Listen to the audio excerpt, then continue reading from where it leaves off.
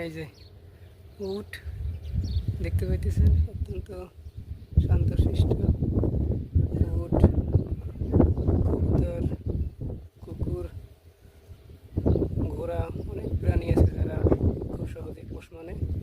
এটা রেসির উট, বাচ্চা দেয়। এটা মরুভূমির জাহাজ বলা হয়। অত্যন্ত